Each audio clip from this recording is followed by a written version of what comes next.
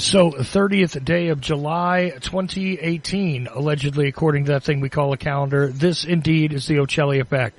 Broadcast live from the facilities of Ochelli.com, but also heard on a variety of other networks. We do appreciate you for tuning in on this particular day, especially. It is a moon day, or Monday. That's what the calendar says anyway. And, of course, we're going to kick off the week the way that I'm really getting accustomed to doing it, because this will be yet again another in the series with Jordan Maxwell regarding religion, and we have been through a lot of different parts here.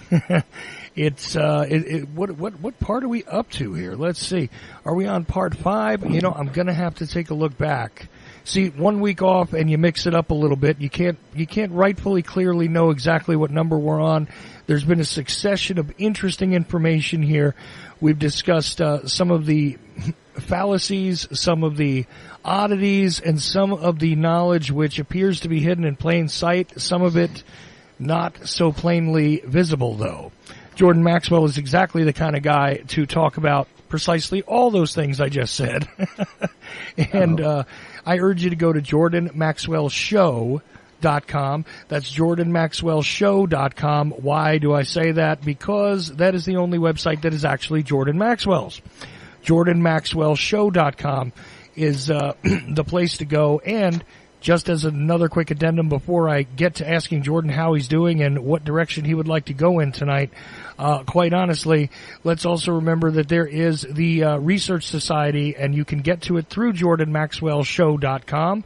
You click on there. There's a one-time fee if you go for a lifetime membership, and there is a lot of deep information there, a lot of stuff which is not collected in a public way elsewhere. There is information being constantly added. There's already a ton of information in it, stuff that I've never seen before, to be honest with you. Some stuff I'm familiar with, and it's good to get a refresher on, but stuff I've never seen or heard from before, along with suggestions of other reading materials. There's some free ebooks. There's a lot of images, a lot of things in there, but you can go much deeper into this type of topic that we're covering tonight and many, many others. As a matter of fact, just the religion tab in and of itself, not the largest part of what's in the Research Society's area, but I got to tell you, it's one of the most important to me, and it is endless, the amount of knowledge and information that Jordan seems to have collected over the past more than 5 decades, going through these topics, studying them, and you get a taste of that by going through into the Research Society, where I do believe it is still evolving. There is a great deal of information yet to be added. There are many terabytes, plural, of information still waiting to be added, but there is also a ton there already. Anyway, jordanmaxwellshow.com. That is his website, and that's the only one that's actually his. Jordan, I know I just gave like a bunch of mouthfuls there, but I thought it was necessary before I get lost in the topic tonight again of religion in and of itself. How you doing, my friend? Well, I think okay for the moment. I'm awful tired but I'm not tired from today. I'm tired from 60 years ago. So, but there's just so much that I, want to tell the world. And the problem is that I forget because of my age. I'm almost 78 now. Another couple of months I'll be 78. But I have so many things I want to talk about in so many categories, so many different subjects that I have come across in the past 59 years. It's actually almost 60 years I've been looking at the dark side of the world that I live in. And my goodness, there's just so much out there people don't know, that have never been told. But it's not really not really hidden as such, although it seems to be, and that people just don't know about it. But it's not really hidden. It's in old reference books. And if you don't have time, if you got a family and children and you're working and you're living from day to day, you don't have time to spend in university libraries daily, day in and day out, and sacrificing your life and your time and your family and your resources, and just sacrificing everything for one overshadowing awesome passion, and that is to study the foundations of the lies of the world we live in. Where did these ideas come from? Who presented these concepts and ideas and belief systems to the world and the beginning? Where did it start? And then you look at the founders of the modern day religions, the reverends and the preachers and the priesthoods who founded the different philosophies and religions of today, and go back and look at each one and see what is their story. Where did they get their money? Where did they get these ideas that they were expounding 500 years ago, or 100 years ago, 80 years ago? Where did they get these ideas from, and how did they get the money? Because you can't do anything in the world without money, period. And so, after looking at the world I live in for some 60 years, I am totally convinced that the people have no ability to protect themselves. They have no opportunity to investigate for themselves. And we now, unfortunately, because of the world we live in, we now today are living in a society, a human society on this earth, that does not in any way, shape, or form care about facts or facts that can be presented in a court and proven beyond the shadow of a doubt. It doesn't matter. We find that in courts today.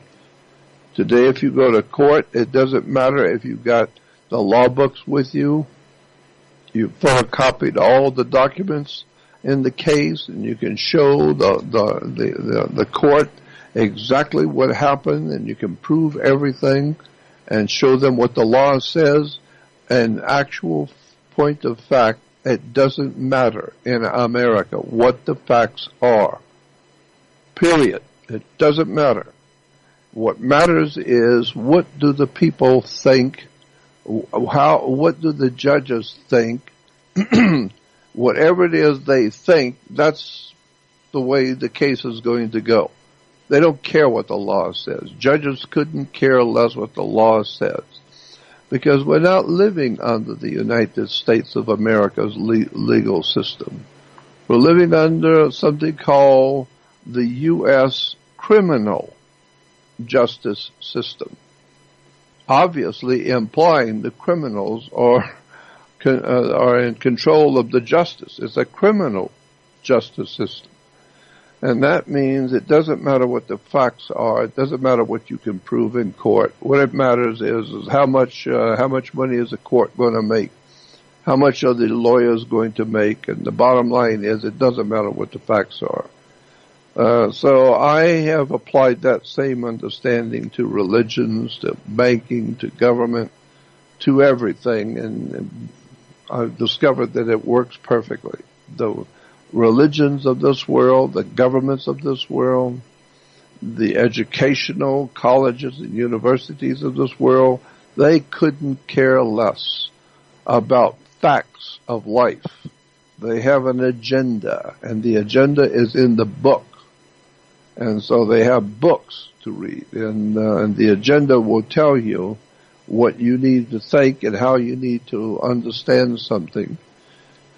And so that's why today the world is so confused, because nobody seems to be able to go back to the original and look at where something started and have the intellectual honesty to to agree and to understand it and to deal with it.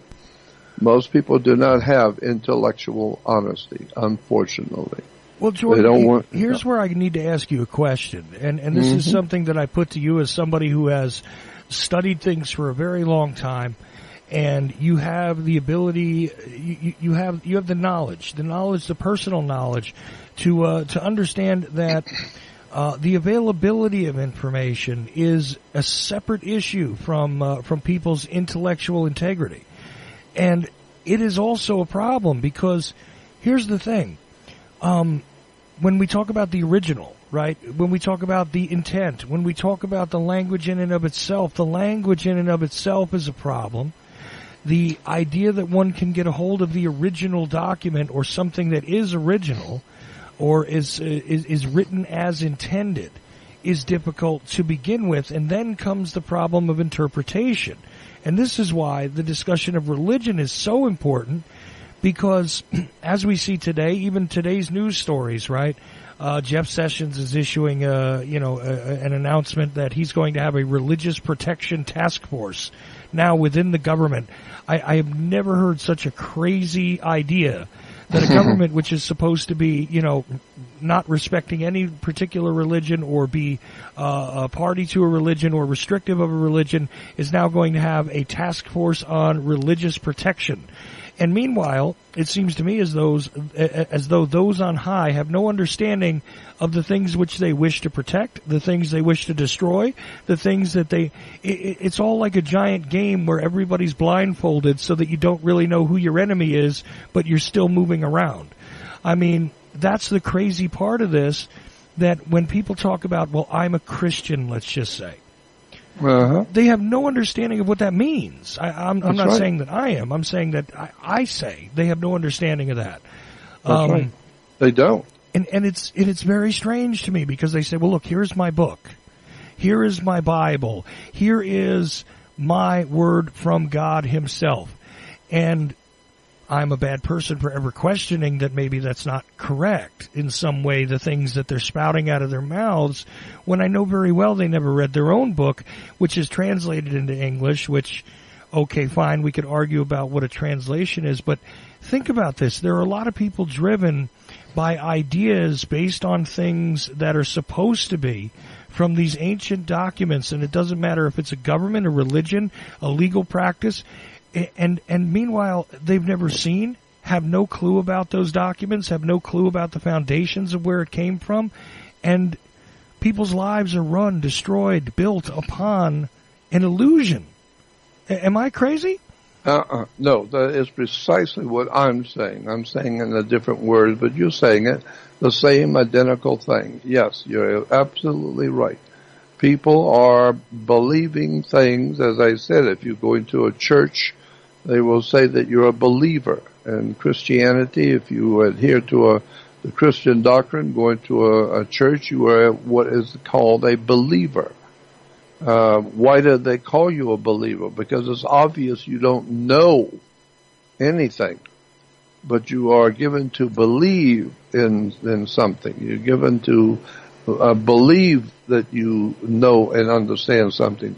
But when you go back to specialized schools and go to seminary libraries like I do for years and years, I was living in seminary libraries where they have all the big, huge reference works, encyclopedias, concordances, and dictionaries in the Bible and theology and religion.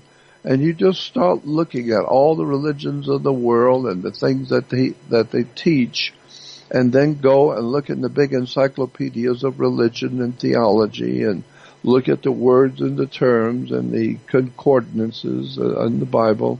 And then you begin to, if you're writing down all that you're learning about different subjects, one day you're going to come up with boxes filled with handwritten documents and handwritten notes that are telling you all of the belief systems in the world, where they're really coming from. Because you begin to see the connection between Hinduism and Judaism, between Hinduism and Christianity, between Islam and Hinduism. You begin to see all the connections going back into the ancient world. And then you begin to also see the lies, the misunderstandings, the purposeful misstating of facts by the church by the church fathers, by the different groups, and then, I've mentioned it before, there was no man on a cross in Christianity for the first 600 to 700 years. So I would say for the first 700 years of Christianity, there was no mention of, or no picture of, or no discussion of a man hanging on a cross. That didn't come till 700 years later, after Christianity was started, that they finally came up with a symbol which is now today universally accepted as a symbol for Christianity. But it wasn't used for 700 years. So how many people know that, and how many people care, and what does that mean for the belief system you have today? Well, that quite simply means that you don't know what's going on. You have no idea in the world what happened the first 600 or 700 years of Christianity. It's never been told to you. You don't know where the Vatican comes from. You have no idea about the fall of the Roman Empire and why it fell and what the name of the tune is for America today and why we are today nothing more than a Roman Empire even today. The United States government is a Vatican Jesuit institution, period. End of sentence. And anybody who's ever done any research on Washington, D.C. and the founding of America know that the Vatican is the bottom line for the rule in America, which ultimately influences the whole world. So I'm just saying that there's a lot more for us to learn. Excuse me, and I'm telling you, I think the reason why it's so difficult for people to learn new tricks, we say old dogs don't learn new tricks. But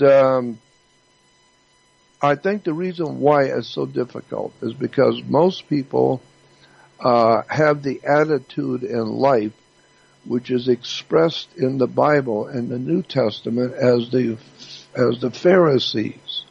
You have to ask yourself, when Jesus is condemning the Pharisees, there was at least a dozen different groups, supposedly groups of ancient Jewish people, according to the history and the story that were given. There was about 10 to 12 groups of Jews, and all of them having different belief systems and different ideas. But in the Bible, it only has in the New Testament Jesus condemning one or two, the scribes and the Pharisees. But he really rant and raves and condemns the scribes and the Pharisees. Well, who were the scribes? Well, the scribes scribble. We got our word scribbling from scribe. So the scribes that Jesus condemned were the scribblers of Scripture. Scriptures, scribe, scribble. So they scribbled the words, and so they were the writers. The people who wrote all the religious literature were the scribes. They wrote down so the people could learn from the religion by reading the book. And so the scribes were condemned. As Jesus said, they were liars and they misled people. And then there was the Pharisees. And look up in the encyclopedia, a Pharisee was a lawyer. And the lawyers represented the state. They don't give a damn about the truth. They represent Caesar. And so even the Jews who were Pharisees were the lawyers, the Jewish lawyers. And so Jesus ranted and raved about the Jewish lawyers who lie and deceive and become wealthy by manipulating people and stealing their property, etc.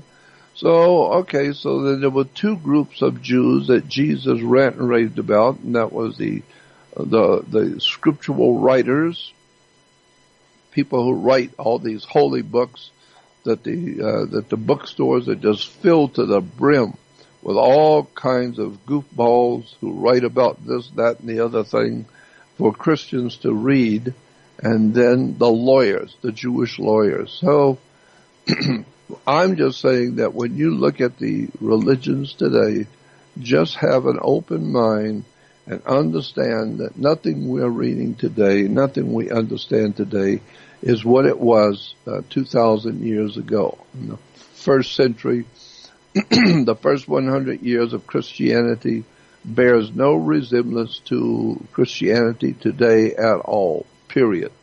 Well, that should though, scare right? people. It couldn't, Jordan, because at that time, and let's, take a second here, because I want to really throw something at you that I don't think you've ever really addressed anywhere. I've never seen it anyway, but I know you're going to have an answer for this. At that time, historically, okay, and I'm not talking about descriptions from the holy books. I'm talking about, other things that are describing the way that religious practices, what people would call religious practices, are performed today, but the way that we would describe it back then. It wasn't like it is now, where you have a building and you have a church. You had these get-togethers, you had these temples, and these temples could be for various purposes. Now, how did you learn about your religion then? Well, kind of the way that people do sometimes nowadays, where they go and they listen to a man speak, right? So, but nobody got to read along with that man. Nobody got to even look at a book, no matter what you think of the translation or whatever it was. They would just gather around, and one man would read, one man would sing. Maybe there was more to the show, if you will, but they were kind of like shows that were put on, right? That's right. This is why, because people wonder about, how is it that Christ just traveled places and people were magnetically attracted to him? Well, the reason why they're saying that he behaved the way he did, is because this is the common practice of, everybody's religious practices. This wasn't, just the Jews or just the Christians who were coming into being. This was the way everybody did it, is that you sat around and you learned from somebody who did know how to read, or not even with books or scrolls or scriptures or scribes. In some cases, they just knew because they were taught. And you got an oral presentation along with some theatrics, right? That's right. It's a different time to begin with, isn't it? Totally different. As I've said in the past discussions, that the word the in Greek is God. And so we get our word the. And so the emphasizes something important. We have facts, but then this is the fact. And so the is in something important because in Greek the is God. So that's why we have churches, which we call a theater. It's like a movie house. It's a big theater. Everyone comes in, pays whatever they can, and they sit and watch a show. And it's a theater. It's a God show. And so they're putting on the God show, and they light candles and sing hymns, and it makes people feel very holy and feel good about themselves, and they're there with their friends and their neighbors, and so it's kind of like a fraternal order. It's kind of like a Masonic order or a club in which everyone is there to encourage each other, and they all feel good about each other's company. But nobody, including the priests and the clergy, actually know where these words have come from, why we have candles in a service, and the connection between candles on an altar and an erection in sex. Is people have no idea where the concept of the candle came from, and they have no idea what the ritual singing of hymns has to do with mind control and the frequencies of mind control, and why churches are built on the particular way they are built with these steeples. And steeples represent, according to dictionaries and encyclopedias, will tell you that church steeples represent a male phallic. How many people know that?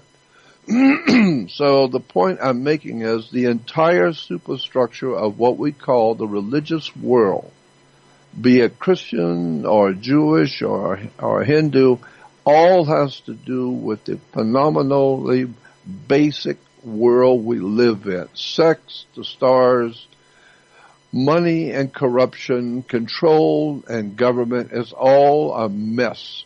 And it's all designed for the picking of the people for what they want. They know not everybody is going to want to be a Jew. Not everybody is going to want to be a Catholic.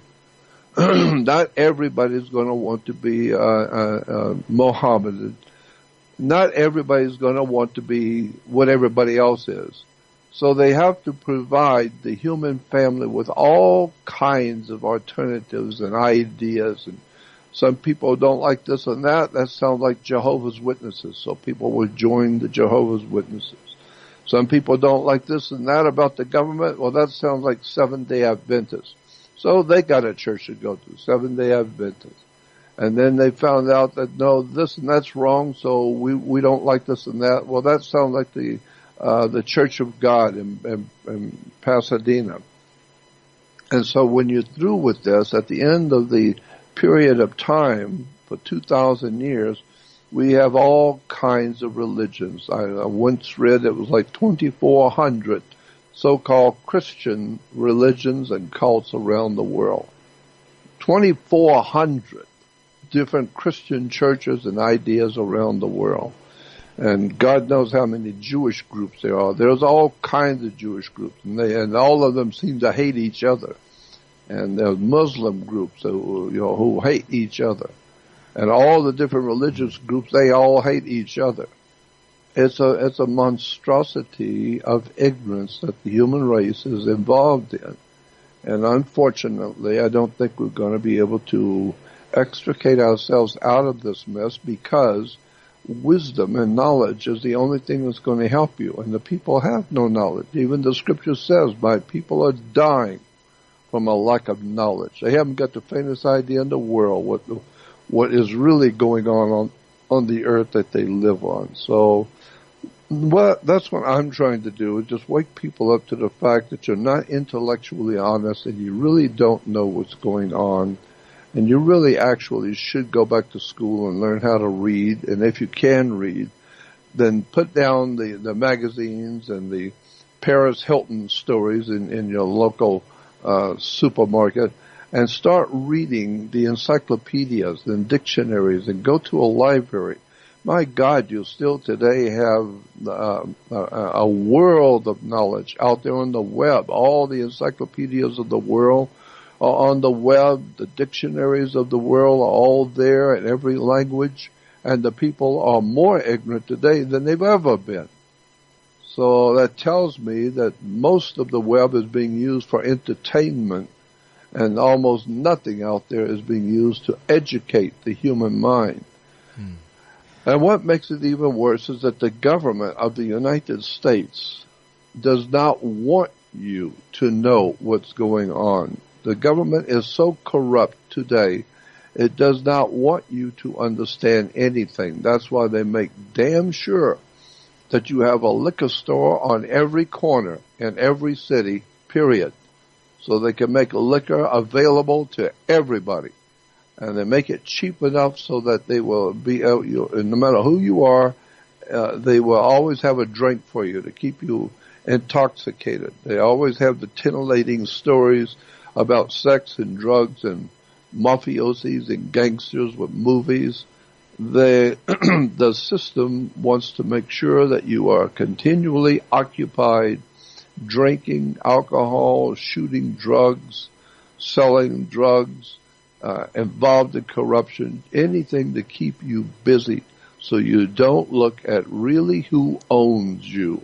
You know what, Jordan? They're doing. You're exactly right, and I have a live question that I want to enter right now because I think it speaks to the heart of what it is you're talking about.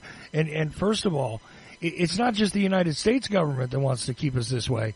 It seems to be a worldwide strategy to make sure that we're all at each other's throats over these types of issues at their core. And here's the thing about it. The question in and of itself tells you something, Jordan. So let's take it nice and slow. It's a short, easy question, but I want to break it down a little. So They're asking essentially, obviously, it says, obviously neither one of you is a Christian. Okay, that's the first part of it. It's a statement, but then the question comes. How would each of you describe yourselves in a religious way? Okay, I'm going to stop right there. First of all, the use of the word describe. Well, gee, Jordan, it seems to me as though the prefix "de" means to do something against or to remove something.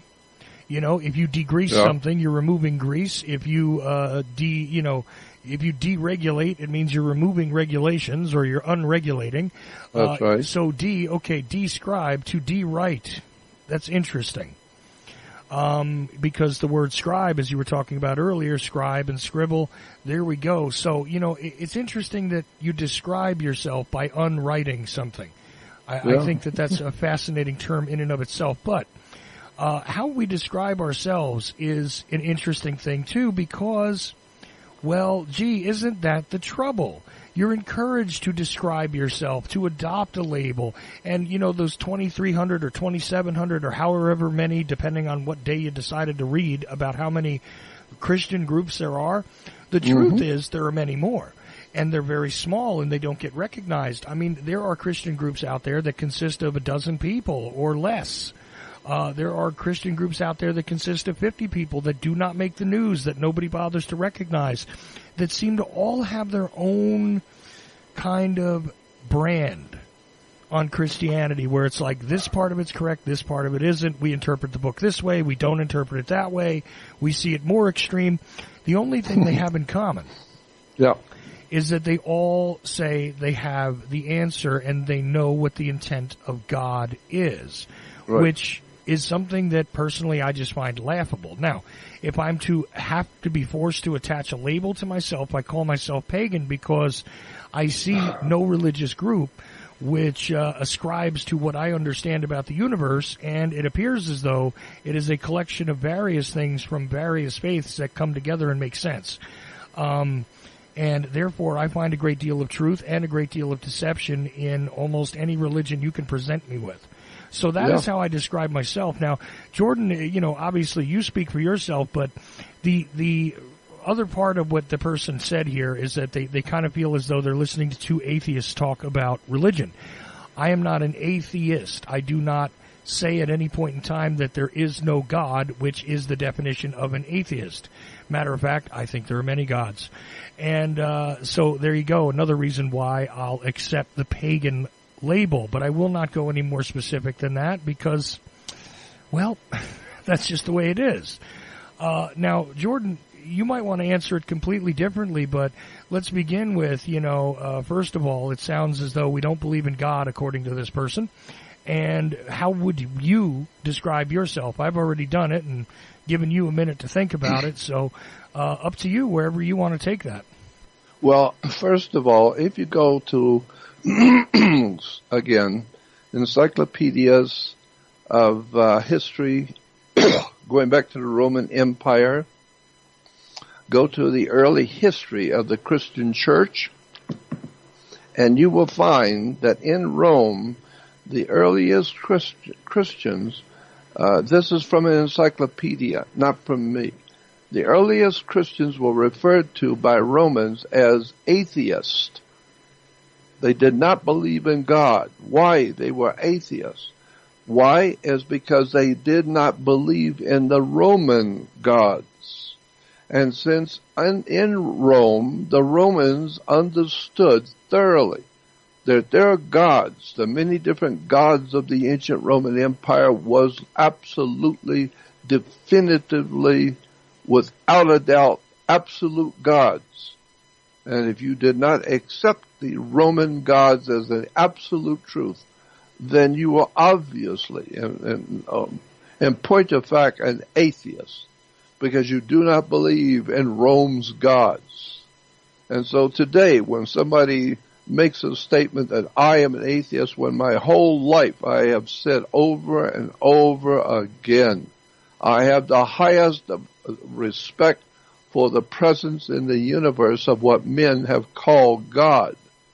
but you need to define your terms. When I define God, I mean some sort of an unseen, absolutely profoundly wise and intriguingly simple, powerful presence around us. It kind of overshadows, I like that term, it overshadows our life.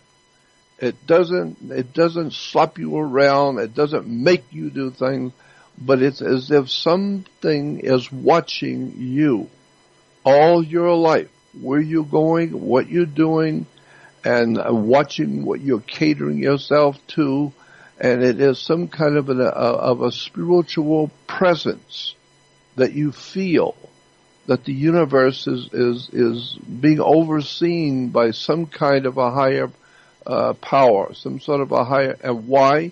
Because there were too many things which happen which imply an intelligent stuff going on all around you that you're not aware of. I mean, there's all kinds of experiences people have today in their life. They keep seeing certain numbers. Some people see certain numbers keep coming up in their life. Some people seem to have premonitions of the future, and they see things which are going to happen. There are people who are psychics who can read your mind. There are all kinds of strange phenomena which we live with every day and people experience every day, which has no explanation whatsoever. And of course, the Marxist, Leninist, communist people of America who couldn't care less about God or anything spiritual at all, they say the whole thing is all a bunch of bull. It has nothing to do with anything on the earth. Well, I say no. I beg to differ. There are too many things going on in this earth and in the lives of every person on the earth.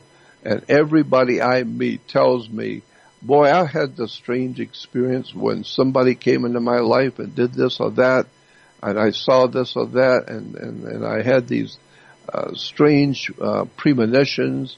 So I know that there's just too much going on with the human family that defies imagination. So I, like all other men who care, I have to assume that there is some kind of an overshadowing intelligence watching us. And it gives to each one according to his deed. You do things good for people, people will come back and do good things for you. If you go out and hurt other people will come in and hurt you. So there's like a laws in the universe. What goes around comes around. And why is that in everybody's life? Does somebody keep track of every single human? Yes. Somehow or another there is a continual monitoring of human life on the earth, and everybody gets what's coming to them eventually. So there's too many things that I know and I've seen with my own eyes that tells me. There's a classic example, and let me give you an example of what I'm talking about when I say something is overshadowing us. Listen to what I'm going to tell you. You may have heard this before, but if you haven't, listen closely. It has to do a situation with Abraham Lincoln and John Kennedy. Have you ever heard the connections between Abraham Lincoln and John Kennedy, the president? Yeah, actually I have, because I've spent a lot of time on Kennedy. Let me read this to the people who haven't. If you've never heard this, then listen closely. Abraham Lincoln was elected to Congress in 1846. John Kennedy was elected to Congress 1946. Abraham Lincoln was elected president in 1860. John F. Kennedy was elected president 1960. The names Lincoln and Kennedy each contain 7 letters. Both presidents were particularly concerned with civil rights. Both wives of both presidents lost children while living in the White House. Both presidents were shot on a Friday. Both presidents were shot in the head. President Lincoln's secretary was named Miss Kennedy. Kennedy's secretary was named Miss Lincoln. Both were assassinated by Southerners. Both were succeeded by Southerners. Both successors to both presidents were both named Johnson. Andrew Johnson, who succeeded Lincoln, was born in 1808. Lyndon Johnson, who succeeded Kennedy, was born in 1908. John Wilkes Booth, who assassinated Lincoln, was born in 1839. Lee Harvey Oswald, three names, Lee Harvey Oswald, who was said to have assassinated Kennedy, was born in 1939, exactly 100 years apart.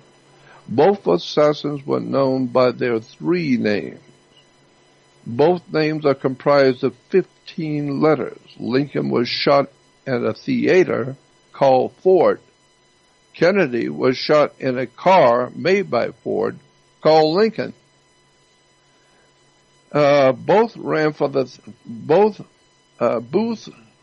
Wilkes Booth ran from a theater and was caught in a warehouse.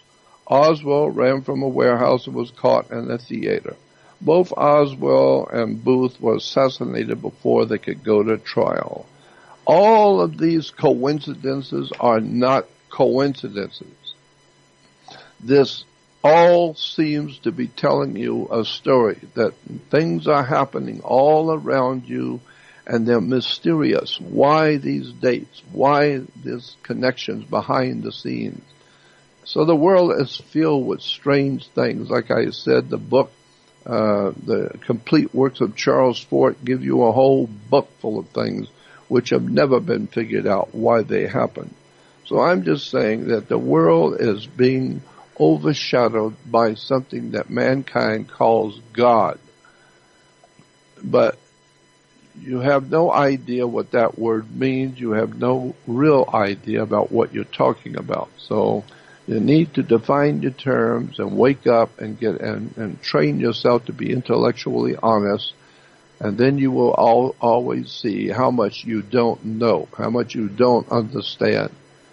And then you will begin to ask questions, and that's what the human brain was designed to do, is wake up, grow up, become adult, and ask questions and begin to train your mind to be intellectually honest and look at the facts and look up the facts. Like Steve Allen used to say, there are two kinds of facts, the kind you look up and the kind you make up. And so you really need to understand where the words come from. As I said to you before, Christians go to church, but have no idea in the world where the word church really actually in fact came from and what it actually means and what it's based on. And it's referred to as Mother Church. And have no idea in the world why Mother Church is a female and why when you go to a church, you will see the windows of a church and the opening door of a church are usually pointed arches, and therefore it's the pointed arches that you're entering into Mother Church. The pointed arches windows, pointed arch doors represent the female, the pointed arch and sex. And so the pointed arch is a symbol for Mother Church. Mother Nature. I'm just saying that once you break down these words and terms and symbols, catchphrases, and begin to look at the history of where your religion came from, you're going to find, like everybody else in the world, there's very, very few people who actually have done their homework and understand what it is they think they believe, and at least can make a decent proposal for you to understand what they believe. Most people just believe something. They don't know what they believe. They have no idea where any of it comes from. And that's all I'm trying to do, is to point up to people how much they don't know. I've done a lot of research on words and terms and symbols and catchphrases there's just an enormous amount of material on my research society. So if you're interested in the kind of thing I'm talking about, go on my website, There are other websites out there that carry my name, but they don't belong to me. People are using my name to make themselves money. They're using my name to draw an interest for them to sell their stuff. And so they put my name on it because my name is known and people trust my person and they trust my voice. And so they use my name to make themselves money. I don't see a dime of any of it. I only have one website, and that's Jordan Maxwell Show, SHOW. You don't add that show onto my name, then that's not me. Jordan Maxwell Show, and go on my Jordan Maxwell Show, and you will see a folder or a link that says Jordan Maxwell Research Society or Research Website. Click on that and join my Jordan Maxwell Research Society. And there you will find I've put all the pictures and documents and words and encyclopedias and photocopies and audio and video, lectures, all kinds of research I've been doing over the years on all sorts of subjects, from government to religion to banking to military, what these words actually mean and how you're being lied to and deceived. So that's the best I can do. I will go to my grave doing the best work I can possibly do to provide for people information and where to go to get the knowledge, the best I can. So I feel, and something needs to be said here is I'm sure that you know that no matter how much work you accomplish, by the time you're done, it is incomplete, because people will need to take what you've done and take it further, Jordan. Why do I say that? Because, the human family is in a limited state as it is. Of course. We don't have the ability, the very simple discussion here about what is God. Let's define God for a moment. That is not something we can do during a conversation here. Let's be honest about it. I mean, look, what you described as God, I should have said something during my definition there. That to me sounds like what I call source. And that is incomprehensible to the human mind at this time. We can still make attempts at it, but I don't believe that we have the maturity or the intellectual strength to absorb what that really means. It doesn't mean that you can't acknowledge it and know that it's there. You don't have to know exactly how a bear's digestive system works in order to know that there's a bear near you in the forest, okay? It's pretty simple. But at the same time, you and I are not able to define this overshadowing presence. I agree with you. That is exactly the way to look at it, but I think that what people have done is utilized this universal feeling, this universal connection with something that is obviously there. And, again, you can't call me an atheist. I mean, I guess the Romans would call me an atheist, but you can't call me an atheist, and I don't think anybody could call you one, because to me that term still applies as someone who doesn't believe that there is a overshadowing presence.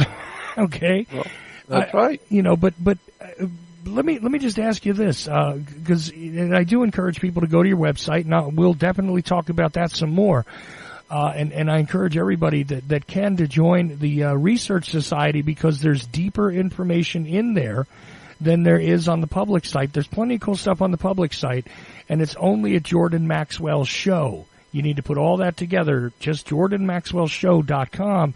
You get there to get it, but, I mean, in reality, we would like to see your work go further, and even over the course of 3 lifetimes, honestly, Jordan, you can't really nail it all down anyway. This is going to have to be something that's done by more than one individual over time, and that's the scary thing, because they've utilized exactly that sort of pattern to create these control mechanisms through Mother Church, through these different places. And I mean, I've even gone to a smaller libraries where gathering. Yeah, well, I mean, I've gone to places like there's a great theological library over at Drew University in New Jersey. I used to live in New Jersey. They actually have a very good library, but hardly anybody even knows it's there. People think today that if they can find a link and click on it on the internet, it's easy to find. All the information's out there. You know, there's really everything that's out there is out there, and oh, I know how to sort through this. No, you don't. Because that's exactly right. You know, you could not even begin to deal with probably finding things in the religious libraries. You know, who even knows what a library is anymore? It seems like a strange conversation. But the idea that, you know, first of all the knowledge is hidden somewhere deep underground in a city somewhere is wrong. But at the same time, the idea that people have actually been able to utilize it, you know, like among the population, like a whole lot of people are awake and aware and conscious of what's actually happening. This is also extremely false. They've been purposely put to sleep and purposely misguided. And again, you know, I love to blame the United States, but they're not the only place where this is done. It's everywhere, right? Oh, I know. I've been all over the world giving lectures on this subject. And everywhere I go, I see the same problems. People really believe whatever it is that their culture believes in, or whatever that culture has adopted as their national religion, etc. Everybody is staunchly connected to that, and they believe it's the absolute truth. And yet you get on the plane and go to another country nearby, and they've got a whole different view on everything. And they are fighting for it, boy. They'll fight you to protect their understanding of their culture and the way they see things. But, you know, where does this stuff end? Because obviously nobody has got the truth. I mean, I came across that many years ago. So many people are looking for truth. Yeah, that's fine. But if you think you have found the ultimate knowledge on the world and the ultimate knowledge of the universe, scientists will dare to tell you that what we believe scientifically could be proved 15 years ago is nothing but the misunderstanding today. We now understand we didn't know this, we didn't know that, we didn't understand this. So what we believed 15, 20 years ago is totally wrong. Well, that's in science, and now those are people who study their subject, and they were wrong. Then what about religion? Thousands of years ago, people have no idea in the world where religions have come from, why we say certain things we do. It's just an extraordinary situation that the human family finds itself in. And the use of words, and I've been talking about this for years, the use of words, you need to look at the words you use and understand where they came from. And, I mean, I could talk for hours just on the use of words. You know, a classic example is the word Semitic. This is one of the real bothersome subjects to me, is when I hear people using the word Semitic. And if you say anything about the Middle East or the Jewish religion, then you are anti-Semitic. First of all, there's a world of difference between the sun and the moon, between north and south, between wet and dry. So there's a world of difference between anti-Semitic and anti-Jewish. Two different words. Anti-Jewish means that you are against Jews, period. But anti-Semitic, if you look it up in a dictionary, which most people don't, but if you look it up in a dictionary, anti-Semitic, the word Semitic is applied to about 13 different races of people on the earth. 13 different countries and ancient cultures of the world are we recall as Semitic cultures. And so if you're anti-Semitic, that means you are anti-13 different countries and races and cultures of the world that you didn't even know were Semitic. So I'm just saying go back and look at the words you use, because when you say anti-Semitic, no, you should say anti-Jewish. Now that nails it down to one group. Semitic opens you up to 13 different races of peoples in the world. So that alone is just an example. I've even got a bigger example we could talk about in the next hour about the word Semitic, because it's actually a non-existing term. It's an illegitimate term to use the word Semitic. So when you hear professors and teachers and religious leaders and whoever else in colleges and universities use the word Semitic, just know that they don't know, or if they do, they're just liars. They don't know that it is an illegitimate term. There is, in point of fact, nothing to the word Semitic, which is actually in the world we live in.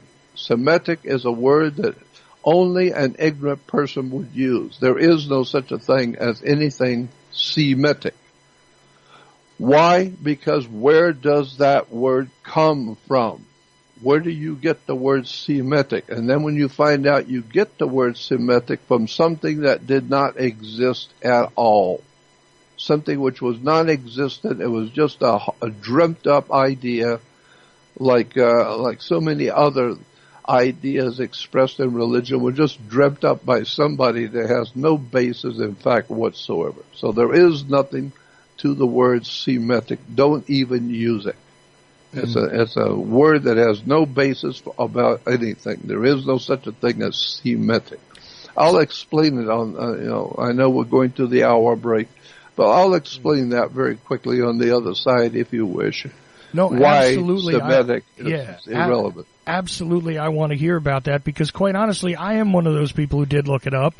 And what I saw was that there were a lot of people that count as Semitic that are not Jewish, according to the term. And really the most striking and interesting part of it is that I happened to, the reason why I looked it up is because I made friends, you see, with somebody who was a Palestinian, okay, but he was a Christian Palestinian, you see, and this opened up my eyes to something that was outside of the normal narrative. This is years ago, but this opened my eyes up to something that was outside of the narrative. See, Palestinians are supposed to be what? Muslims, terrorists, they're against, blah, blah, blah. You know, the state of Israel, we're supposed to protect them. All that kind of stuff in the mainstream sense, right? Yeah. And even today from the pulpits in the churches, they tell you that you can't possibly be a Christian unless you're willing to defend Israel. And Israel in and of itself, to not defend Israel is to be taking a position against God himself. They'll tell you that in a Christian church today, Jordan. And I know. It's amazing to me. But anyway, I wanted to look at this term Semitic and anti-Semitic. And how is it that I could even be friends with a Palestinian? This is why I looked it up. That made me anti-Semitic. And I said, well, gee, I don't actually hate Jews, and I thought that's what that term meant. And they said, no, it's not hatred of Jews. You're anti-Semitic. I said, okay, well, let's look up what that word means since I'm being called something, and I don't know what it is. Or maybe I don't know what it is. So I go to look it up, and I realize that my Christian friend would also count as Semitic. Yeah, of course. Okay. Of course. So I explain this and I say I'm not against him. I'm not against all these other people that seem to fall under this Semitic label. But you're about to tell us in the next hour something a little different about the term Semitic, and I really want to hear it. So I suggest you guys stick around. Jordan Maxwell's with me. We're certainly talking about religion, and that whole thing comes back up again when you start to talk about Zionism. Or anti-Zionist beliefs or views, which is another trouble spot for me on occasion, because some people say I'm not against Zionism enough. Some people, when I bring it up, I am anti-Semitic, etc. And it's always interesting to watch the terminology that's thrown around out of ignorance. But that's what I'm saying. But that's not what we're doing tonight with Jordan Maxwell. Let's see. You guys should be able to hear the cue. I don't know if we're hearing the outro music, but you should be able to hear it here at Ochelli.com. Jordan Maxwell will be right back. Begins now here at Ochelli.com. A little bit late beginning of the hour, but we went just a little bit long in the first hour. Doesn't matter. It's a good, solid 2 hours here tonight on a Monday with Jordan Maxwell. And we are certainly discussing religion. This is another in a continuing series with Jordan, and I advise that you check out all of them. I'm placing them on YouTube on the fast track to make sure that they're out there for everybody to get a hold of right away. But they're also put out, via podcast through the usual mechanisms and all that, available in the Apple, iTunes store, Stitcher, shownotes.com, all those places that pick it up, including the Google Podcast thing, which they just started, all of that, and, well, a bag of chips. I mean, everywhere I can put it, that's where this show is going, out there for free for everyone, because I think we all need to hear from Jordan Maxwell, whose immense body of work goes well beyond description. I mean, if I wanted to sit here and just list the things that he's done that you can access in one way or another over the years, I mean, I would waste the entire rest of this hour because I would have to list all of that for you. But I'll tell you what, you don't need to go through the list. All you need to do is go to jordanmaxwellshow.com, jordanmaxwellshow.com. And, hey, if you want to go deeper than what's there, because that is the only website, which is Jordan Maxwell's website, okay, if you go deeper there, then you go into the Research Society. It's a pretty easy button to find. And, yes, it is behind a paywall and all that, but it's actually not very expensive to get a lifetime subscription over there. Just want you guys to know that, and well worth it. There is a ton of knowledge there, more being added as time goes on, but there's already enough there. If you went there today for the first time, I guarantee you much more would be uploaded before you got through with really studying even half of what is behind that wall. Now, one of the subjects in there is about religion, but it also covers government, money, the law, various social issues over the years, the news, history. I mean, you name it, it's in there, and it's about the knowledge which is not necessarily all hidden, but some of it is. And it's definitely about the knowledge that is not being, spread for the most part in the most conventional ways where people pick up their knowledge at this point. So, nothing is typical there. It is all rare and all assembled by Jordan. Some of these things, including ebooks and videos and audios, I'm pretty sure it's the only place you're going to find this sort of a collection on the internet anywhere. In fact, I don't think you'll find it in a library either, at least not organized into a collection. You might be able to collect this over the course of many years, but it might take you 50 plus years like it took Jordan. Just saying. Anyway, Jordan, we when we went to break, we had started to talk about this concept of anti-Semitic and anti-Jewish, and anti-Jewish is certainly, or anti-Jewish or anti-Jew, I guess, would be more of an apt title for a lot of what I see, actually. There are people that are anti-Jew, anti-Jewish, for sure. But to be anti-Semitic is usually the term that they throw at you, and if you begin to discuss Zionism or you begin to discuss the truth about, I don't know, what might really be in the Talmud or the Kabbalah, or, you're all of a sudden being slapped with these labels of being anti-Semitic. And again, it is the ignorance of the wielder of said label that is most interesting here, because, well, as we described earlier, that there might be more than one kind of person that could be described as Semitic in the first place. But you said something most intriguing that, quite honestly, I'm anxious to learn about, which is that Semitic in and of itself is a fictitious title. And I've never really actually heard that before. So by all means, could you explain that? Oh, sure. I'd love to. Good that you asked, because I would like to. If you use the word Semitic at all, it implies that you are ignorant and ill-informed and unread, because intelligent people who have a very good education a very good rounded education of the world they live in would not use the word Semitic. It's a word you don't use in public unless you don't know. If you're ignorant and ill-informed, you use words, and people who are wise and intelligent will know, obviously, that you don't know what you're talking about. I mean, I like that scripture. Basically, it says in the Bible to keep your mouth shut and let everyone think that you're a fool, instead of opening your mouth and proving it. So I think that you need to understand where words come from. The very word Semitic is, as I said, a word that should not be used at all because it has no lawful and legal and legitimate foundation for using that term. It comes from the word Shem. Actually, originally it's Shemitic. And then we take it and change it in our English today. We call it Semitic. No, it's Shemitic, S-H. And it comes from the story in the Bible of Noah and the ark. And Noah and the ark, we all have heard, Noah had his wife, and then he had 3 sons, and they had 3 wives. So there was Noah and his wife, and his 3 sons, and their 3 wives. So now we're talking about 8 people.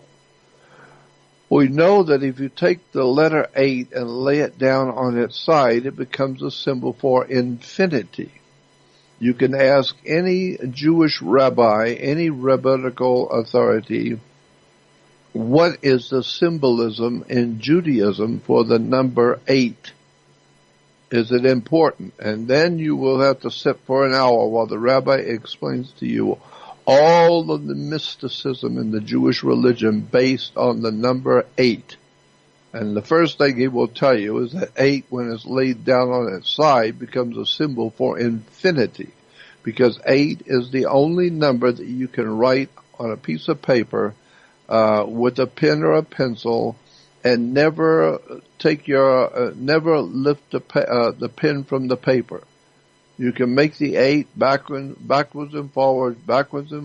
You can make the 8 continual and never lift your pen or pencil off the paper. And so, as I said, you lay it down on its side, and it becomes a symbol for infinity, forever. You can just sit there and draw an 8 forever. And so 8 has a symbolic meaning in the Jewish religion. So already it's very questionable about there were 8 people on the Ark of Noah.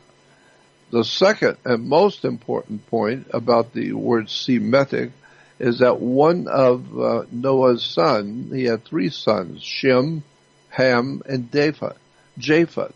Shem, Ham, and Japheth. So therefore we're supposed today to have 3 major lineages of humans on the earth. The Shemitic, which we call Semitic, and the Hamitic, Hamitic, Shem, Ham, and Japheth. And the Japhetic. Well, first of all, there was no Noah and the ark to start with. It's just a story. It was taken from a far more ancient story in the Middle East of, what was the name of that fable, where God tells the king that he's going to flood the earth and to build an ark. A lot of people know what I'm talking about. It slips my mind right now. It's called the Gilgamesh epic. Yeah, the Epic of Gilgamesh, and That's this is, the funny thing is that's the most recognizable one, but quite honestly, as you well know, there is more than one place where one can find the template long before the Old Testament or the... Oh, absolutely. No doubts about it. I just was thinking about that particular one. It's so well known that it's called the Gilgamesh epic.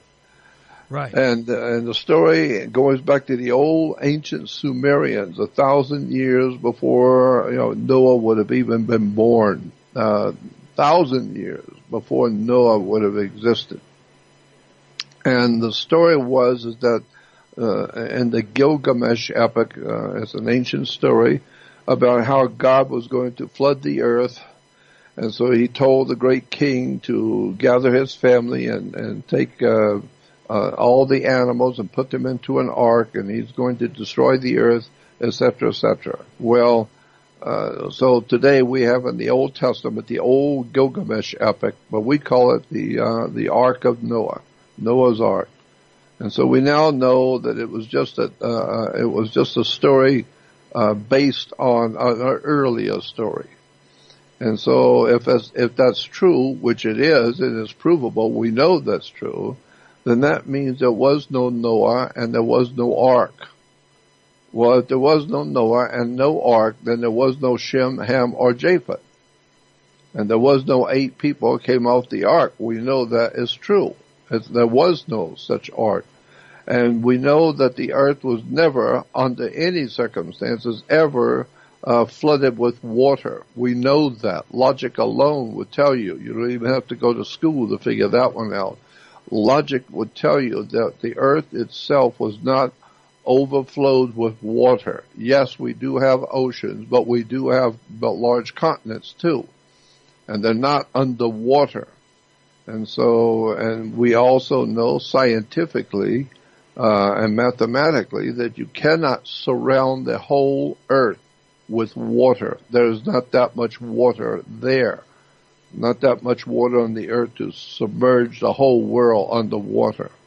And if that were true, which it obviously isn't, but if it were, where did the water go? Where did it go? And so, well, then you break it all down and you finally see, no, the story of Noah and the ark and his 3 sons and all of that was a beautiful story, but it just goes back 1,000 years earlier to another time and another story from another culture. So therefore, Jordan, there was no... About that, though, just really quickly, I'm wondering this, because the concept that there may have been a local occurrence to a particular area that became absolutely decimated by a tsunami, by a flood, whatever, that this could have actually occurred in some way at some point in history and then evolved into this story that became part of the Gilgamesh epic. Part of these things that we see being written down, where there could have been a natural disaster at one point in time. You can see evidence of that on the earth, right? So that, Absolutely. You can see it in the mountains of the world. The mountains of the earth all have, you can see strata, cuts in the mountain sides and the hills where the strata was erupted. Yes, there was absolutely terrible destruction that did happen on the earth.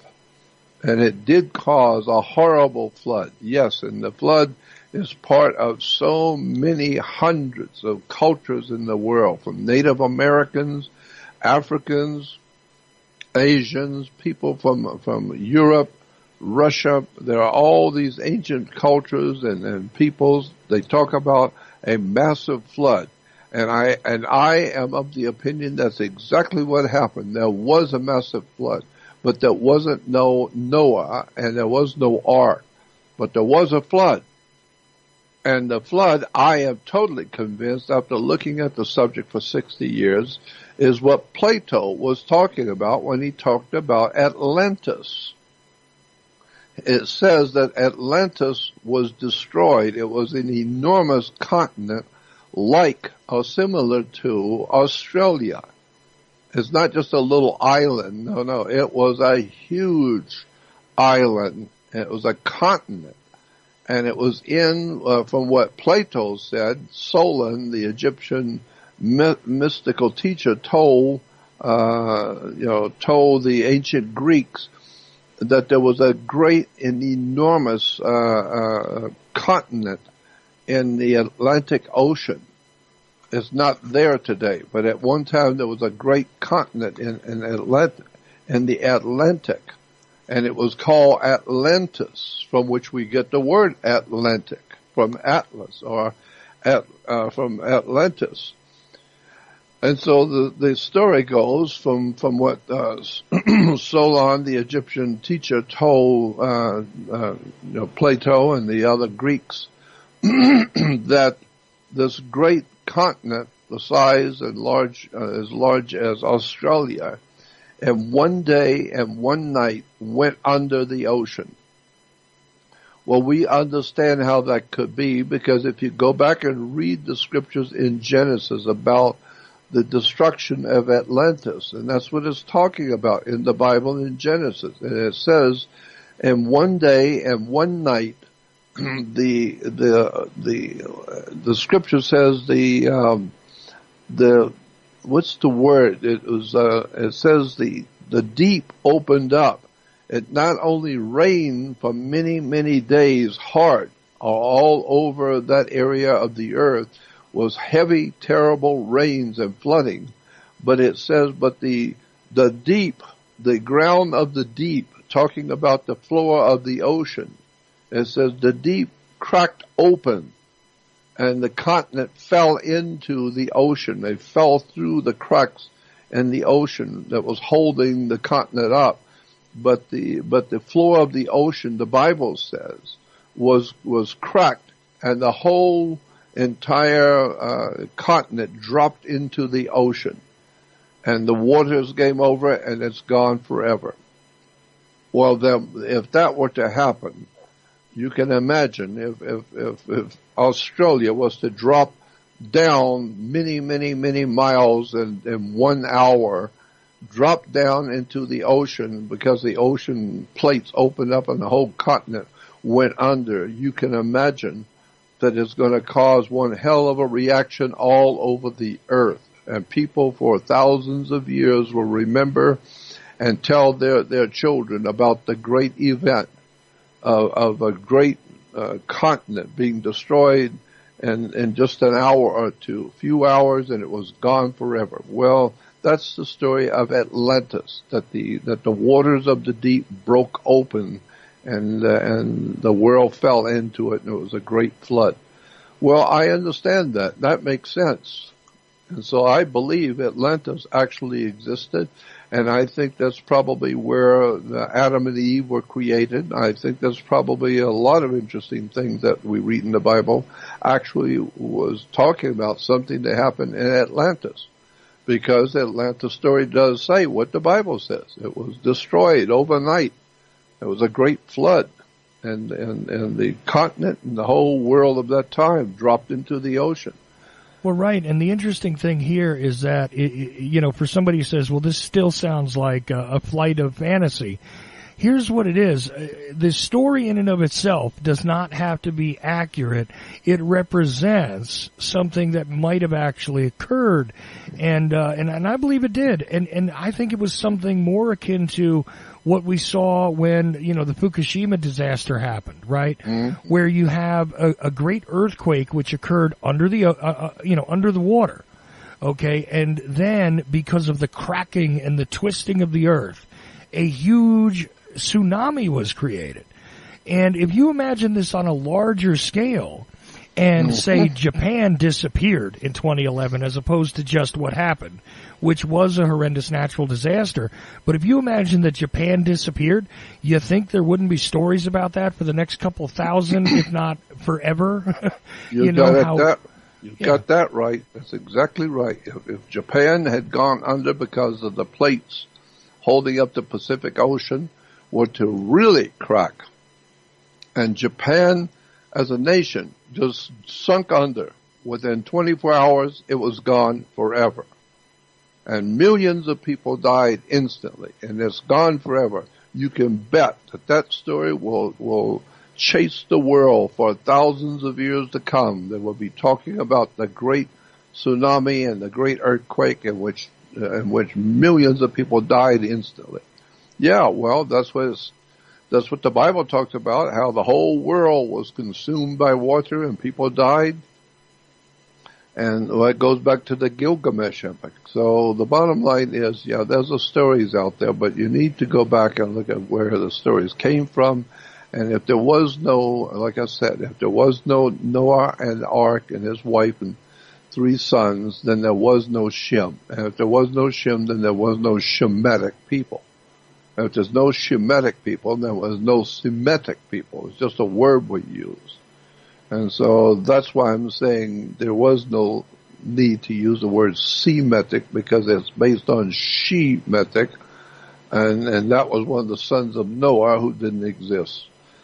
So that's the name of that too. When you get back to Christ, we talk about the anti-Semitic. Well, anti-Christ is another term that's being used that people have no idea what it means. Well, and this is a bizarre thing because, and I told you this during the break, but hey, let's do it in public.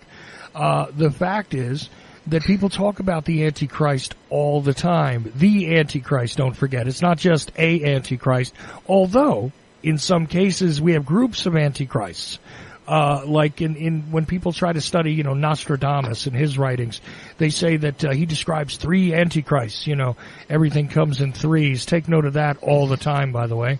But it's interesting that they say that, Nostradamus represented 3 Antichrists. The first one was Napoleon, the second one was Hitler, and the third one, he's going to come from the Middle East, right? At one point, when we were allegedly having problems with Saddam Hussein over in the Middle East, maybe he's the Antichrist that Nostradamus spoke of.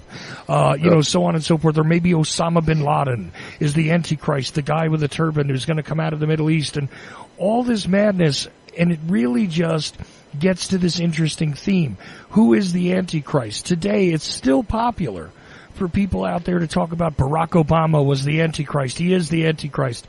Some people talk about the Pope is the Antichrist. The Antichrist. The Antichrist seems to be everywhere you want to find him. I don't mean to make a joke, Jordan, but I mean, it's starting to feel like one. Because these people that so vehemently talk about the Antichrist, they're really just hooked into this cycle of fear and foreboding and really anxiously awaiting the world to end based on their reading of a prophecy or alleged reading of an alleged prophecy. So, yeah, I'd like to hear about the Antichrist. I mean, we talked anti-Semitic. Well, we've destroyed the reason for the use of the word Semitic in really short form. What about this idea of the Antichrist? Well, first of all, you have to understand it's 2 words. One's anti and one's Christ. Most people using the term Antichrist have no comprehension at all what the word Christ means and where did it come from. And so people say, well, Christ was the Messiah. No, actually, the word Christ simply means oil. This is why we have something like Crisco. Crisco, the company Crisco, makes a Crisco oil. It's a cooking oil, but it's called Cristo. Actually, that's not correct. Cristo, it actually in Greek is Christo. Christo becomes Crisco. Well, Cristo is an oil in Greek, and so therefore Crisco, well, it is a cooking oil, but it's based on Christo, which is a Greek word, but in the Latin it becomes Crisco, and so therefore today we have a cooking oil called Crisco, which is Christ in Greek. So Christ means oil, and I'll get back to that in just a minute about the oil. That's a whole different subject. But to have an anti-Christ, we think of anti meaning against Christ. Something which, in our language today, we say somebody's anti. That means he's against something. But that's not what the word in Greek means. Ask anybody who understands the Greek language, they'll tell you the word anti does not mean to be against anything. So when you say something or somebody was anti-Christ, well, he's against Christ. No. Anti in Greek means to actually be the Christ. They are not saying they're against somebody being Christ. They want to be Christ. So it's actually they want to be in the place of someone else. So if you're saying you're anti, Christ, it means you're not against Christ. You want to be Christ. So it's not against, but you want to be the Christ yourself. And so I can understand why I don't have any problem with using the term Napoleon was an antichrist or Hitler was an antichrist. If you understand it correctly, what the word Christ means, it means a Messiah or one who is anointed for power, and that Hitler wanted to be anointed for power himself. He don't want to give it to Christ. He wants it. So, okay, well then it doesn't mean Hitler's against Jesus. It means he wants to be Jesus. He wants to be the Christ. So in that way, I understand, okay, that word makes sense, that Hitler would be an antichrist, not the. Because today, all over the world, all men seem to want to be an anti in the original Greek use of the word, not Latin. Everybody seems to want to be what somebody else is. Everybody wants to be a Steven Spielberg. Well, there's only one of him, so you're not going to be him. Well, we want to be like Muhammad Ali. Well, yeah, but the whole human race wants to be like somebody else. And so, while that's anti in the original ancient Greek, doesn't mean you're against Muhammad Ali. It means you want to be like him. So that's what the word antichrist simply means. Somebody who wants to be like Christ. He wants to be the Christ. And so that it doesn't mean you're against anything. It just means you want to be instead of the one that is, you want to be. Well, in that way, if someone were to actually be the Antichrist, they would be someone who wants to be most powerful above all, anointed Precisely. for power above everyone else in place of all powers. Because the indicates a singularity, right? And indicates this godlike position. So someone who actually seeks to be or is the Antichrist would literally be someone who wants to be God, I guess. That's exactly right. Somebody who wants to be the ultimate power in the universe and sees himself as the ultimate power in all the universe, and therefore we could say he was an antichrist in the ancient Greek setting, not in the Latin, because anti today just simply means to be against. No, this mentally deranged moron who thinks that he is God, he's not against God, he's saying he is God.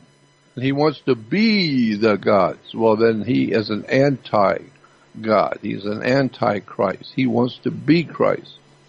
So, when you're using the word antichrist, just understand what it means. That's all. Do your homework and see what the word actually implies. So, no, I find that incredible because, again, this is not the way people use the term. Now, it's interesting that you say, it's not in the Latin sense, but it is in the Greek sense. The Greek language preceded Latin, to the best of my knowledge. But it's interesting because when you see the transference from the Greeks sort of controlling the known world over to the Romans used Latin. And is this where the mistranslations begin? Is this where the misunderstandings and misuses of words begin? Or did it come in later somehow? Well, I think that was a good start. That was a very good start for the misunderstanding because Rome took so much of the religion and so much of the accoutrements of power and governmental superstructure and philosophies and ideas and old belief systems and interwove them into the Roman pantheon of gods and the Roman government, into the Roman way of philosophy and law, etc. And so it inherited a lot from the ancient Greeks and the Grecian Empire. And so much of Rome was probably actually inhabited by the old Greeks. And when their empire started collapsing, they moved forward. They moved elsewhere and ended up in what we call today Europe. They ended up in Europe trying to get away from the fall of the Grecian Empire. And today we see so many Italians who are actually of Greek ancestry.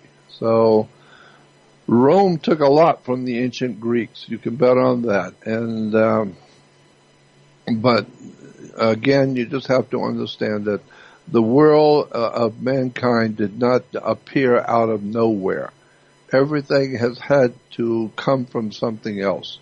So when you see a religion like the Roman universal religion, the religion that Rome promoted around its whole empire, the entire empire of the Roman Empire, was the religion of Caesar was being promoted throughout the whole of the empire, all through the Mediterranean, down into Egypt, etc.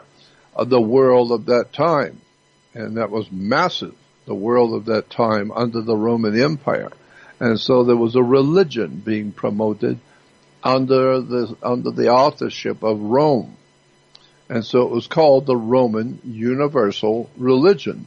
The universe, as much as humans knew about then, back in the Roman Empire, it was the whole universe to them. No, we look at it as, no, it's not the whole universe, but it was a very great empire at one time, and Caesar's religion was being promoted over the whole of the empire. So we had something, I guess you would call it, a Roman universal religion. Well, universal in Latin is the word Catholic. So we say today that it was the Roman Catholic religion. Catholic simply means universal. So therefore air is Catholic because it's everywhere. Water is Catholic. Why? Because it's everywhere. It's universal. Stupidity is Catholic. Why? Because it's everywhere. Stars are Catholic. Why? Because they're everywhere. Go out at night and everywhere you look is a star. So anything which is everywhere, all over, is Catholic. That's a word that is used as not the name of a church. It's a word in Latin which means universal. It's big. It's all over the world. And so people, the human race, is Catholic. Period. Why? Because there's people everywhere. Doesn't mean they belong to a particular church. No, the word in Latin simply means people are everywhere. Anything that's everywhere is all over, is referred to as Catholic. So, today we have the Roman Catholic religion, which is the religion of the ancient Roman Empire based on the ancient Grecian Empire, which had based itself on the great empires of the Middle East and India and Asia Minor, it's an extraordinary story of the evolution of mankind as it begins to grow and mature and begins to reach out into the rest of the world and take its religions, its customs, it's all of its natural abilities, and they move out into the world. And today we have a world filled with people from all over the earth. But this is what happened thousands of years ago, and these people all had their different religions, different belief systems, and their words all basically, were in their customs, so people understood what it was saying. But today we use the words, and we don't even begin to realize what these words actually mean. And if we did, we wouldn't use them. The very word Hebrew is a derogatory term. It's like using the N word for the blacks. It's a derogatory term. It's not very nice to call somebody a Hebrew. It's, at one time those were fighting words a long time ago. So if you want to call somebody a Hebrew today, thank God they don't know what it means. Because those are fighting words. So, but how many people know that? Well, I know that because I just read. Read what it means. So, where did the word Jew come from? We spell it J-E-W. That's not how the King's English spelled it. Go back to the old Oxford Dictionary of the English language, which takes you back to the very, very beginnings of what we call the Anglo-Saxon, British, English, Germanic peoples and their words, and look at what the word meant. when you use the word, when you use different words today in English, what did they actually mean?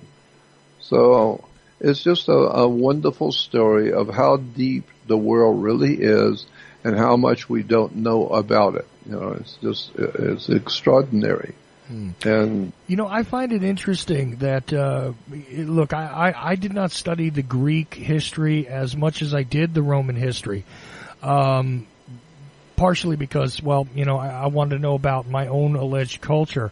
So I spent a bit of time studying, the Irish people. I spent a little bit of time studying the Italian people, so on and so forth. Although, up until the beginning of the 20th century, there wasn't a legitimate Italy, as a singular nation. But that's right. It's fascinating that there is this unified culture that comes together at one point. It's not universal.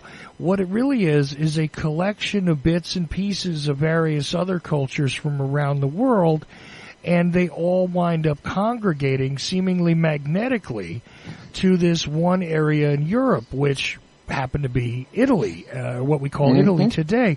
Now, what's fascinating about that is when I start to take a look at other empires which were built. Historically, I sort of see a recurring pattern here where, and I believe today that we live in the age of the American empire because, look, we've got military outposts all over the planet. Exactly. We have military supremacy. Seems as though, influence, whether for better or worse, is felt everywhere from this place we call America. So I am satisfied to call this the American empire. I've got to say that anything that I recognize as an empire in reality is something that seems to consume and appropriate the cultures. And this is not just it's not just white people problems, by the way. I take a look at how the Chinese empire functioned. Okay, that's and exactly they did right. the same thing. They consumed the other cultures. They sort of magnetically drew in these other aspects of other peoples into themselves and became this new thing, which was affected by to some degree, but also wiping out the individual cultures as it went. And this happened, with the Romans. You can see it everywhere. The way that they handled Germany, the way they handled, what we call the United Kingdom, Britain today. The fact French, that, the French Empire, and it's all over the world too. Yeah, and as I said, the Vatican was founded back in the year 325 A.D., back in the 4th century, and the Roman Empire has, I said this a couple of weeks ago, the Roman Empire has actually dominated the world and dominated Europe especially. For, over 2,000 years ago, the Roman Empire, dominated Europe. Well, over 2,000 years ago, Europe has dominated the world. So all roads lead to Rome. Rome has been dominating Europe and the Middle East for about 2,500 years. And so, and it's been dominating Europe for 2,500 years. Well, yeah, but Europe has dominated the earth for 2,500 years. And so the bottom line is that Europe is now pretty much dominated the globe. All the major European countries of Europe all have their subsidiary operations all over the earth. The French are in Africa, they're in Asia, the British are in Asia, Africa, and in Egypt. The Germans, my God, they're everywhere. The Americans. So these ancient cultures all go back to Rome, to the Roman Empire. And when we get back into religion, we find that I was going to talk about, and I'll give you a few things to look at until our next show. Give you a few things to look at concerning Moses that I don't think I brought up in the past. We did talk about Moses, with his magic wand, but go on the web, It's very easy and quick to get pictures there. Go on the web to image and click on the word image first, and that will take you to only pictures. Then type in Jesus, Moses with wands, W-A-N-D-S, magic wands, and you will see that all over Europe and the world, paintings and cathedrals and sculpturings all over the world of Jesus and Moses and all of the biblical names that you're familiar with. They all did what they did with magic wands. Go back and look at it on the web. Magic wands. Jesus, Moses, and magic wands. Another thing I was going to tell you about, and I think we may have mentioned it just in passing, why it is in the Western world today. If you go to a synagogue, it's spelled S-Y-N, synagogue. But in Israel, it's spelled S-I-N, not S-Y-N. Why is it spelled in Israel S-I-N, synagogue? Mm. Because the worship in a synagogue in Israel is the worship of the god Sin. Synagogue is a house of worship for the god Sin, S-I-N. Right. Now, believe it or not, we went through this pretty extensively about how it's about at nighttime. We talked about Mount Sinai. We talked about a lot of that.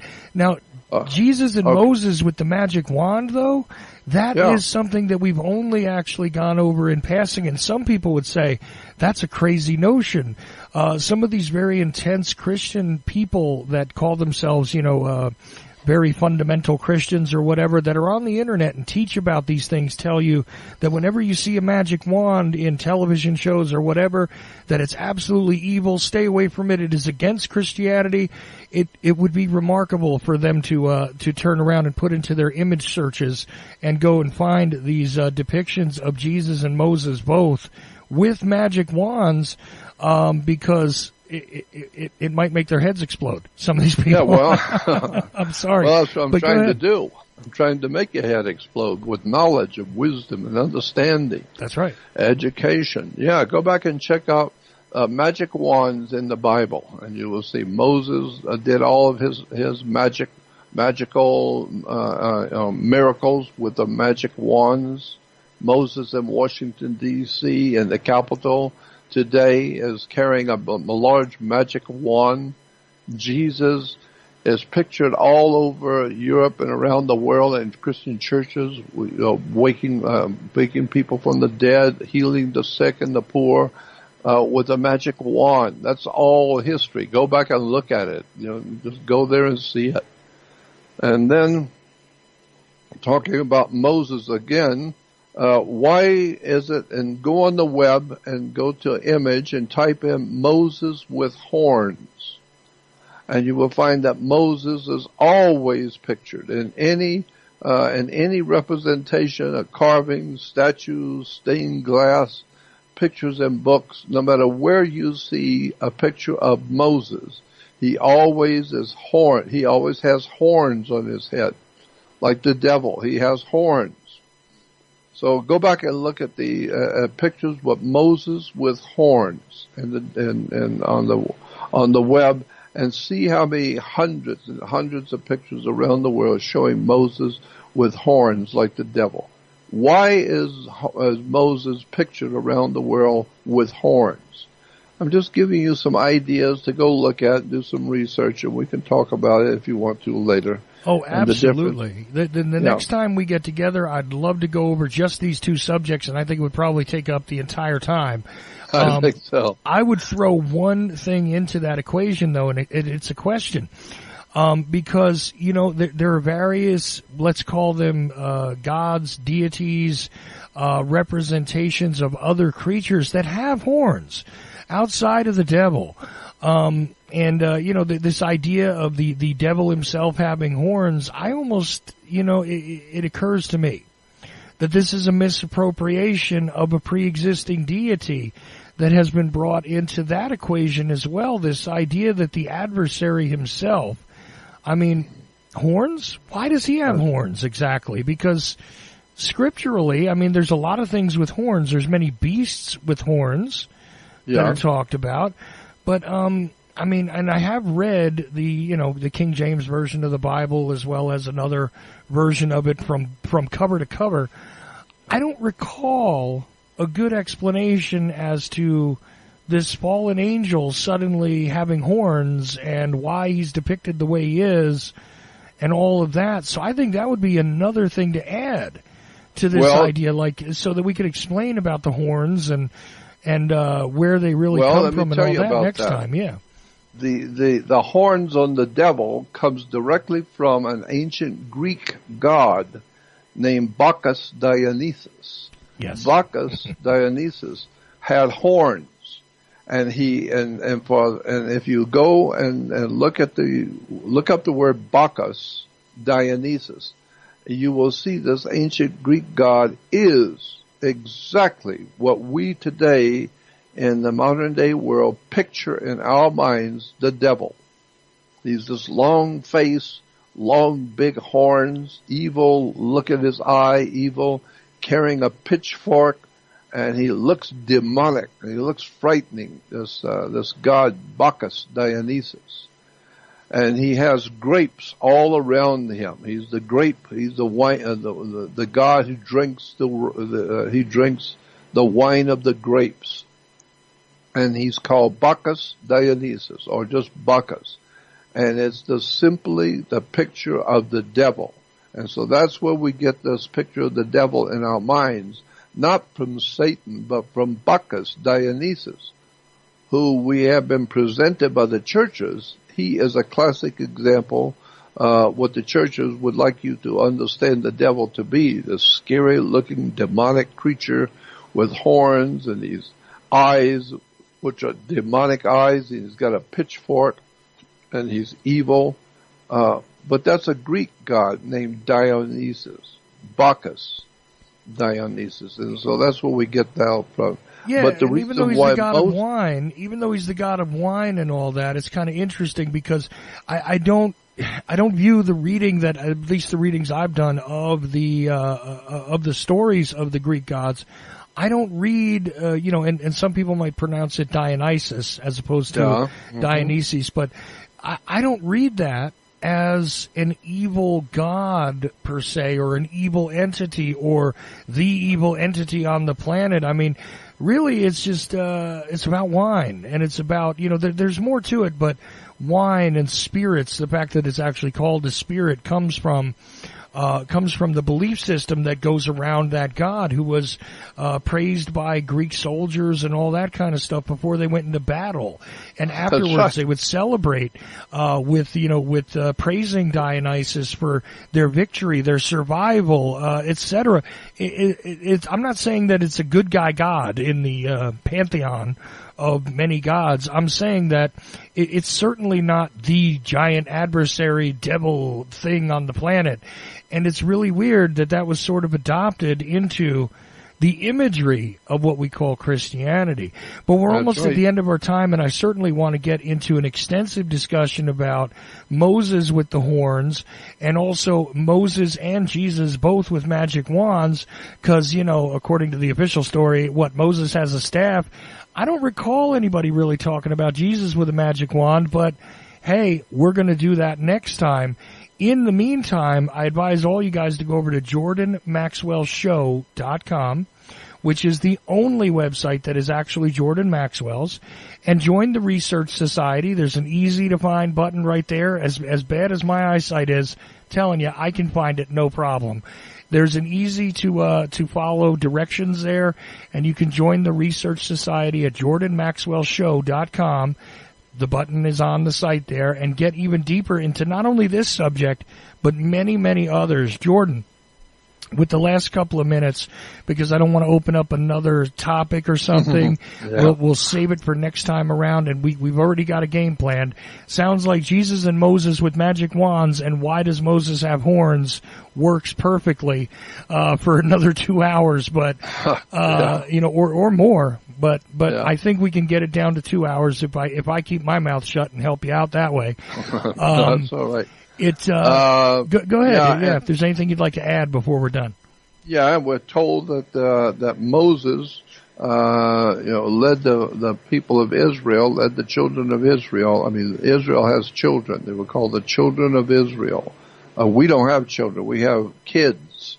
Those are goats, baby goats. So the children of Israel were Israeli offspring, and they referred to in the Bible as children. So they were the children of Israel. But today you don't have children. Today you have kids, which are baby goats. I don't know what that's telling you. But the mere fact that Moses was leading the Israelites in this endless search for a place to live in the wilderness, and so the people became very hungry and started belly aching about the fact that they used to eat so well in Egypt, and now they're not eating at all. And so Moses asked God to feed the people so they won't die, and feed the people and keep their mouth shut and keep them happy. Please feed them. So God gave the people of Israel, the children of Israel, manna from heaven.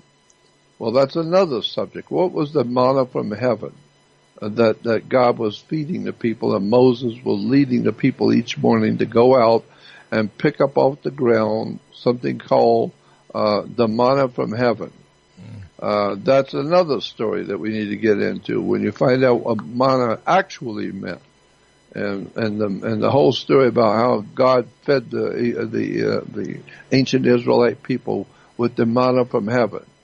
There's so many other stories that we can investigate, but just keep in mind that religion is far, far different than you think it is, and nothing you've read in the Bible, nothing you've ever heard in your life about your religion. There is no particular one religion. All the religions of the world have come from somewhere, and everybody thinks they have the truth. And in point of fact, there virtually is no truth. You need to go back, because like Steve Allen, my dear friend Steve Allen, used to say, there are two kinds of facts: the kind you look up and the kind you make up. And that's what the world's religions and governments and all of our human societies are made up of made-up facts. No truth in any of it, period. Interesting side note about Steve Allen. A lot of people, if you look at some of the clips that are available, and people that are, younger than you and younger than me, Jordan, to be honest with you, might not recall the whole of the personality of Steve Allen. They might be aware that he was a stand-up comedian. They might be aware that he was a television show host. But here's something that not a lot of people do know, and that is that he was actually well studied on a great many subjects, and was extremely intellectual.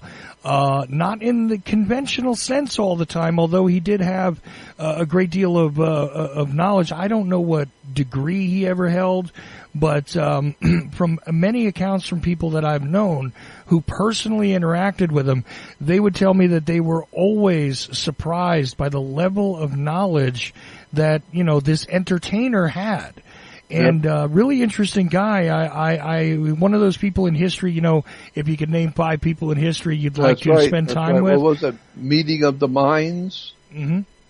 The television show Meeting of the Minds that Steve Allen conducted. Right. He was the first man on NBC, the very first person in the history of television in America that came up with the idea of something called the Tonight Show. And it was a late-night entertainment show where he would have guests on and joke and laugh and play music. And he was the host of the first Tonight Show. And Johnny Carson, no. All the different Tonight Show hosts, nobody seems to ever give him credit that he was the man that came up with the idea for NBC Tonight Show.